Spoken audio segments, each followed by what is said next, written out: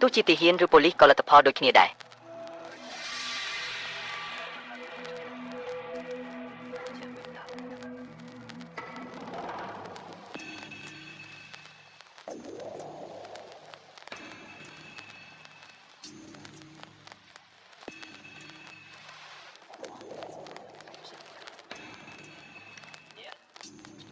ហេតុអ្វីបានជាអ្នកចេញមកខ្ញុំកំពុងរវល់ខ្លាំងណាស់ខ្ញុំកំពុងប្រាប់ឲ្យអ្នកចេញទៅខ្ញុំនឹងនិយាយប្រាប់អ្នកខ្ញុំមិនចាក់ចេញទេខ្ញុំមិនស្ដាប់បង្គាប់ទាហានរបួសបែបនេះទេខ្ញុំបានសុំឲ្យអ្នកចេញទៅយកប្រអប់ទូរស័ព្ទចូលមកអ្នកគិតថាខ្ញុំនឹងអនុញ្ញាតឲ្យអ្នកទៅបានឬត្រឹមត្រូវគួរតែអីចឹងតើឆេងកុំភ័យអីពូនឹងត្រឡប់មកវិញឆាប់ពូ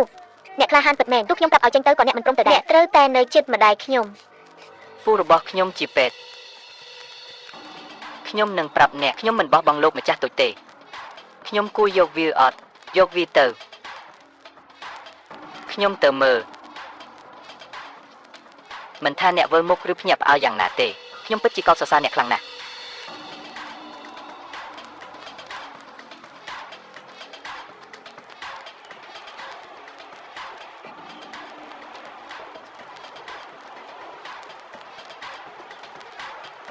ហេតុអ្វីបញ្ជូនគាត់ទៅខល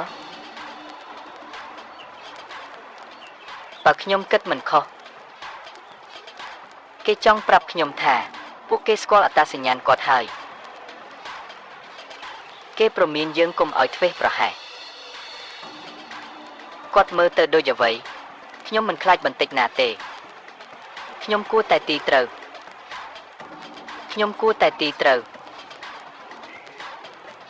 គាត់នៅខាងក្នុងព្យាបាលរបួស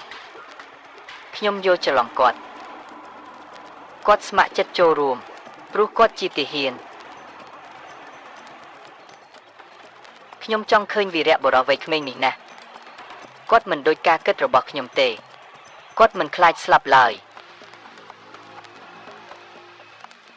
កុំតាមខ្ញុំមក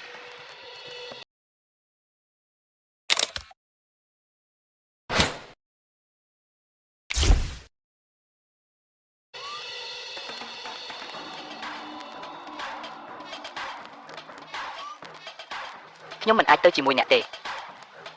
ទាហានរបួសរបស់ខ្ញុំក៏នៅទីនោះដែរអ្នកប្រាប់ថៅកែអ្នកទៅខ្ញុំត្រូវការពារសម្ភារៈនិងឈាម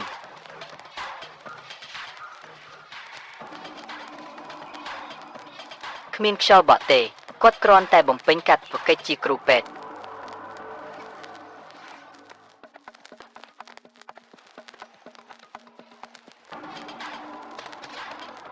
អ្វីដែលអ្នកចង់បាន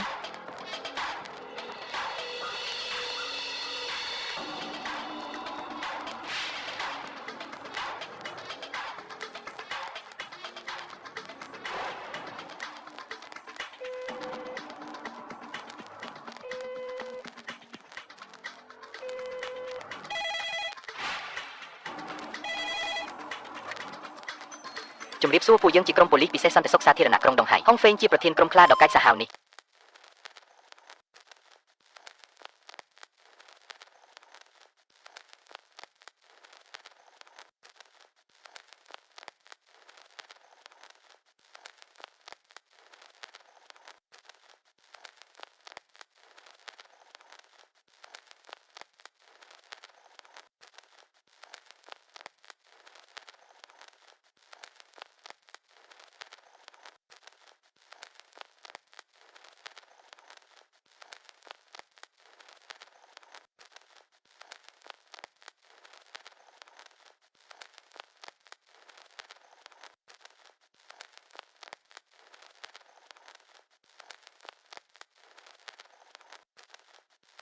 លោកមេបញ្ជាការ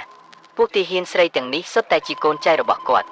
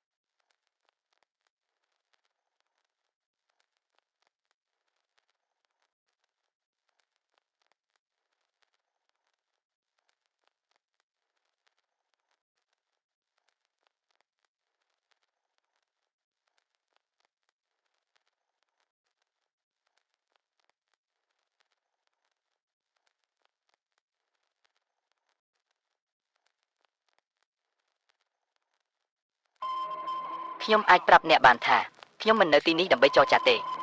ខ្ញុំកើតមកជាអ្នកចម្បាំងកើតមកដើម្បីប្រយុទ្ធខ្ញុំកំពុងនិយាយជាមួយអ្នកនៅទីនេះគ្រាន់តែចង់ប្រាប់អ្នកថាខ្ញុំតាំងចិត្តប្រយុទ្ធហើយហឹក្មេងអើយអ្នកមិនដឹងទេខ្ញុំក៏ជាអ្នកចម្បាំងដែរគ្រាន់តែថាយើងមានចំហផ្សេងគ្នាខ្ញុំមានក្តីស្រមៃដូចអ្នកដែរខ្ញុំដឹងថាអ្នកកំពុងគិតអីខ្ញុំដឹងចំណុចសំខាន់របស់អ្នកមានន័យយ៉ាងណាខ្ញុំនឹងពន្យល់អ្នកឥឡូវនេះនៅចំកណ្ដាលសាររបស់យើងមានគ្រាប់បែកព្យួរមួយវាមិនសូវធំទេតែវាមានលក្ខណៈពិសេសនេះជាគ្រាប់បែកដែលគេផលិតពិសេសយ៉ាងម៉េចអ្នកមិនជឿខ្ញុំទេពិតណាស់ខ្ញុំមិនជឿទេបន្ទាប់មកអ្នកអាចបញ្ជូនកងទ័ពទៅវាស់វែងទោះជាវាពិតក្តីតើអ្នកចង់ធ្វើអីតើវាមានតម្លៃអ្វីវាមានប្រយោជន៍ណាស់សម្រាប់អ្នកខ្ញុំថាវាល្អណាស់ខ្ញុំគ្រាន់តែត្រូវការលេខសម្ងាត់នោះសូមផ្ញើលេខសម្ងាត់នេះមកលេខសម្ងាត់នេះសំខាន់ណាស់សម្រាប់ខ្ញុំនេះជាមូលហេតុដែលខ្ញុំមកទីនេះមិនមែនដើម្បីសម្លាប់ទេកុំជំទាស់ខ្ញុំបើអ្នកមិនព្រមខ្ញុំនឹងទុកមួយពិតមែននៅពេលពុកសិតពេលវាផ្ទុះឡើងយើងធ្វេសប្រហែសណាស់បាត់បង់អ្វីទាំងអស់ហើយខ្ញុំអាចប្រាប់អ្នកថាពួកខ្ញុំមិនជឿអ្នកទេរឿងនេះមិនសំខាន់ទេសំខាន់គឺវាជាគ្រាប់បែកអ្នកថាវាជាគ្រាប់បែកមែនទេអ្នកអាចមកពិនិត្យមើលបាន